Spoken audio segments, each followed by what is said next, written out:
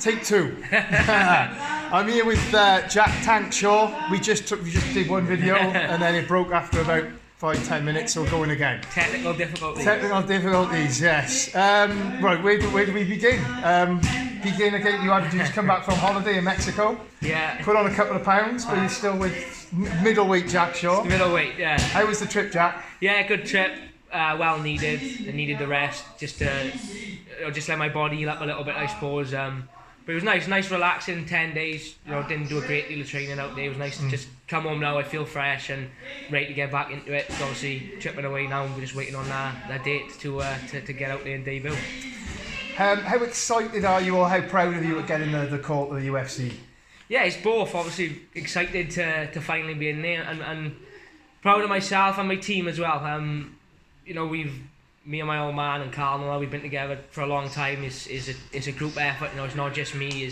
Although people only see me going out there and fighting and see me doing the training, obviously behind closed doors, there's a lot of people working away. Greg, Gary, Carl, crew and Shakes are all pushing me day in, day out, and so I'm excited and proud for them as well. As well as myself, and yeah, just can't wait to get in there and show them what we can do. Although we're only in a small little gym from the valleys, we're stacked full of talent, and we're only just getting started. It's a matter of we're just getting better and better all the time. So I think everyone will see now in the next few years what we really can do.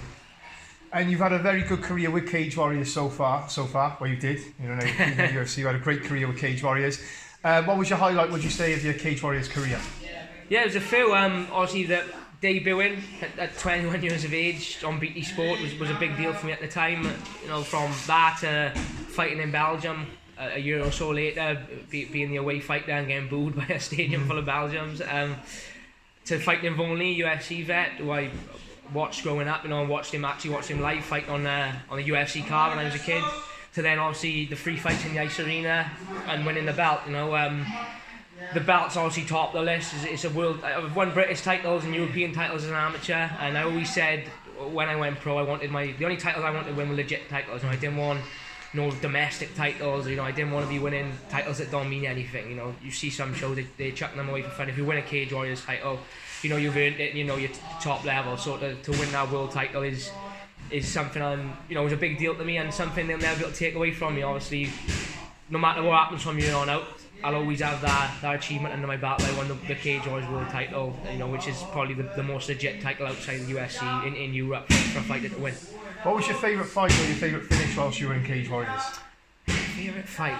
Let me have a think one time. I had a few, didn't I? You had a good few, yeah. Finish wise, if the finish against Ekinde, although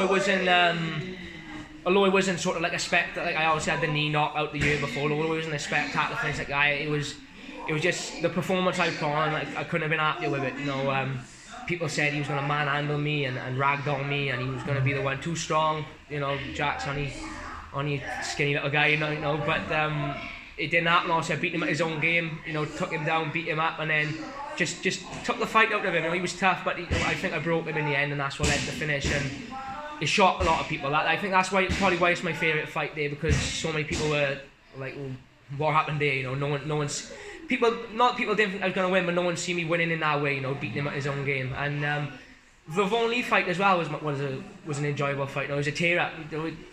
Very rarely do I stand and bang it out, but for 90% of that fight, I think we fought on the feet. It was the takedowns that won me the fight in the end on the scorecards, but it was sort of my coming out party. I think people just see me as this dominant grappler, and then to come out and fight a striker like Vaughan, who's obviously 8-fight UFC veteran, technically a good, predominantly a striker, to come out and hold my own and sort of pick him apart a little bit was enjoyable. And I know I took a few as well, so it was nice not nice, but it was to look back. It was a little bit of a war. Sort of be in a fight like that is obviously builds your character as well. So I've had a lot of fond memories with Cage Warriors and a lot of good fights and finishes as well. And I think people looking, I've gone. People look back and think, well, he was entertaining whilst he was there. I never had it easy, and I always come out for a show and I've never had a boring fight, and that's something I'm proud of as well.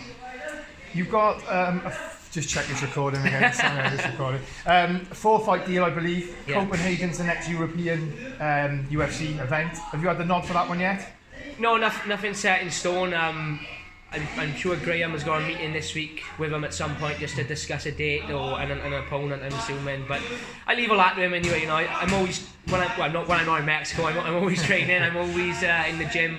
You know, I'm never just. I'm not one of those who just train when I got a fight coming up. You know, I train year round. So I'm not as fit now as I was 10 days ago. But I will be within a week. So it's a matter of when he says, you know, this is the date, this is the guy, we'll be good to go. And hopefully I'll know more on it this week, and then obviously keep everyone updated on that. Right. Any preference of, I mean, have you got any sort of bucket list places where you'd like to fight? Yeah, obviously America's the big one. I mean, all the big fights happen in America, if we're being realistic, you know. Vegas is a big one, you know, especially if I'm a big boxing fan, so, you know, people like Mayweather for years, he was the face of Vegas. You got Canelo Alvarez, he's out all the time now. Sort of fighting that T-Mobile Arena would be one for me to tick off. And obviously Madison Square Garden, that's an iconic arena. It'd be great to fight there. But, you know, anyway, Abu Dhabi would be nice, Canada would be nice, even Brazil. You know, I cornered Marshall out in Brazil with my old man, and that was as hostile. You know, you're fighting a Brazilian out there, it's hostile. So I would enjoy and thrive off something like that as well, you know, going out there and fighting a Brazilian guy. So, you know, and maybe bringing UFC to Wales would be a nice one as well. So, you know, there's plenty of places, and I'm sure in years to come I'll get them all off the list. Will the Jack Shore army, you go into Brazil, do you think? Could you get them out there? It would take a bit of planning. We got one or two boys in the group that you know, in the core group of boys that sort of takes the reins, like, right, this is how much fights are. So as long as they're on their game, I don't see why not. But maybe Brazil is a bit of a dangerous place to go. They don't like to they like to let themselves be known when they're there. So I don't know if Brazil would be a good idea, but I'm sure you'll see them in America and stuff like that. What do you make of all your fan base, which has grown and grown and grown? Yeah, it's overwhelming, really. I say it all the time, like, to be a young boy from the valleys, to start off with, you know, selling 40 tickets to 100 tickets to 200 tickets to 300 tickets to having 10,000 or even more than that, I think, followers online. It takes you, you know, when you sit back and look at it, you know, I'm used to it now because I've sort of come through the ranks and just gradually have got bigger. But when you sit back and look at it, you think, 3 years ago I was relatively unknown to now having all these followers and all these fans with tattoos and t-shirts and stuff like that. It's amazing. And especially the core group of boys, you know, who I came through school with and grew up with.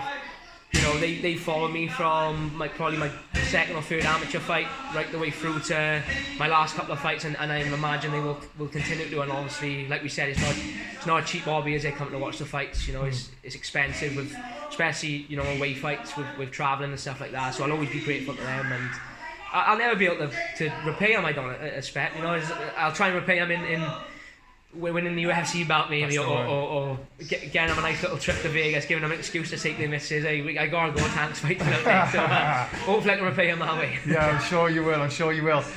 In terms of the next fight or down the line, have you got any preference? That you mentioned earlier, you're not really a smack talker, you're very humble, but is there anybody you would like to fight that's currently in that bantamweight division? Just the top boys, you know, the top 10, 15. Like, I know at the minute I'm at the bottom of the pile, being I'm probably the newest guy in the division, so I got to work my way up. I'm under no illusion that that's going to take a couple of fights. But, you know, once the opportunity comes knocking to take some of them top spots and take some of them rankings, I'll be ready to do it. And I look forward to proving that, you know, that I'm capable of being in that position and capable of fighting and beating them top boys. There's a few potential domestic showdowns. Nathaniel would have been touted as one of them. What would you feel about fighting a former Cage Warriors colleague? Yeah, I think that would be a great fight. Obviously, he was the bantamweight champion before me, and then I won the belt after him. So, you know, it'd be nice to see that. It nearly happened on Cage Warriors. You know, obviously, if he didn't get signed when he did, I imagine I would like to think I would have been his next fight. So, and you know, there's no bad blood or anything between me and Nathaniel. It was just a matter of we were the top two and we were going to have a fight. And so, who knows, in a couple of years that could be a big fight down the line in London, something like that, maybe, you know, Wales versus England. But he's doing well at the minute. You know, he's 3-0, 3 finishes, so he's going to be looking further up the pile than what I am at the minute. But you know, give me a year, 18 months, and I'm sure I'll be right up there with him. Okay. Are you the man? It's gone off again, but we got the phone, we got the backup. That's what it is there. Okay, and are you going to be the man to bring the UFC to Wales?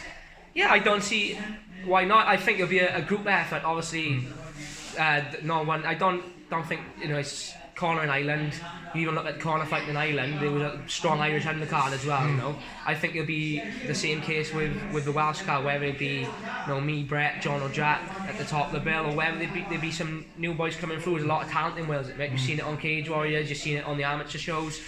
You've got the MMA, the IMAF Welsh team now. You know, they got a strong team and they're going to get better and better. And, you know, it took me 3 years from turning pro to having a course, so there's no reason why boys like, you know, Peaky, Oban, Mason, Jack Tucker, you know, I probably missed a few, you know, there's even more than that. So I don't think it'll be a million miles away, that show in Wales. Obviously I know they're not going to do it in the Millennium Stadium, and I think the motor point's too small, so you need to wait for a suitable arena to be built. But when it is, I think they'll look at it. You know, they do it in London, they've done it in Glasgow, places like that. So, you know, Cardiff got just as big a population as them, and the Welsh fans would compete with the Irish, I think, as far as enthusiasm and atmosphere goes. So you only got to look at the shows in the ice arena. They only sit, was it 5,000 or 4,000, and sometimes you'd swear there's 10,000 people in there. So I'd love to see it, and I'd love to, you know, be a contributor factor to making it happen.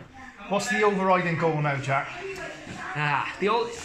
Obviously, just, you know, it sounds cliche being the best in the world, but I think, you know, I don't do this for the money or the fame or to say I'm a fighter or to say I'm a UFC. I do it to, you know, I just love to compete. I've been competing since I was probably 8-9 years of age consistently, so I love to compete, and I love to. You want to go look at my fights in Cage Warriors, I'm fighting better guys every time, so I love to compete against the best person available. My last 2 fights, I fought the best 2 guys in Europe, so it's stepping up now and showing that I'm not just a top dog in Europe, I can be top dog in the world hopefully in a couple of years to come. So it's just about climbing them rankings, you know, top 15, top 10, top 5, and then hopefully the #1 spot. It sounds silly saying it now, you know, but you know that's my mindset. Is don't want to go there to make the numbers up. I want to go there to show that I can compete with the best boys in the world and, you know, make a name for myself. How many fights do you think you've got in you this year then? At least 2, I'd like to think. You know, it's June now, so I'd like to think I'll fight within the next 3 months, hopefully, fingers crossed, and possibly one before the end of the year as well. You know, I as long as I'm injury free, I like to be active. I had 3 fights last year and I spent 3 months doing no training because I broke my hand, and I still managed to get 3 fights in. So as long as I'm fit and healthy, you know, I'm always in the gym. I don't take time off between fights. The training's not as intense when you're not in camp, but I like to stay active and stay fit and keep improving. So as long as I'm fit and healthy, then I'll fight as often as they want me to fight. No, I got no issue with fighting 4 times a year, but obviously they got a big roster, so it might be a matter of 1 or 2 a year. But as long as if they ring me for a fight and I'm fit and ready to go, then I'll happily sign a contract. So 2 fights this year and hopefully 3 or 4 next year. Are you off to America at any point? Training? I was gonna go in July. I was gonna go to AKA. I got a friend out there now who's living in California, who I met in Jackson's actually, which is a bit of a mad one because they seen as a bit of rival gym. But I got a mate out there, Kyle, who's now living out there full time, and he's been up with me now for about a year to come out, and I've just been there. I wouldn't want to go out there like doing a fight camp. I like to go out there for 2-3 weeks and just take it all in and learn. So I was due to obviously. My next fight was meant to be October, so I would have had a bit of time. I was going to go out in July for a couple of weeks, but I'm assuming now I'm going to be fighting a little bit sooner, and I like to do a long fight camp, you know, 12 to 8 week fight camp. So I don't know if I'll get out there before the next fight, but I'm hoping to get out there and do a bit before the end of the year or early next year. So I've been to Jackson's for a month, and that was a good experience. So, you know, I'm all for trying to improve myself. There's not so much, I don't think, a big level difference in the quality, but there's things out there they can offer that make, you know, the wrestling out there is obviously a bit higher level than the wrestling over here, whereas, you know, there's obviously areas over here that's probably higher than the guys in America, but you've got to get a feel for all of it, so it'd be great to go out there, especially AKA, predominantly a wrestling gym, and take a lot of things in. Okay, mate. Well, we'll all look forward to seeing you hopefully soon. The next bout. You go from middleweight down to bantamweight again. The cut is on, mate. Thanks for taking the time to speak to me today. Appreciate all right, it. cheers, mate.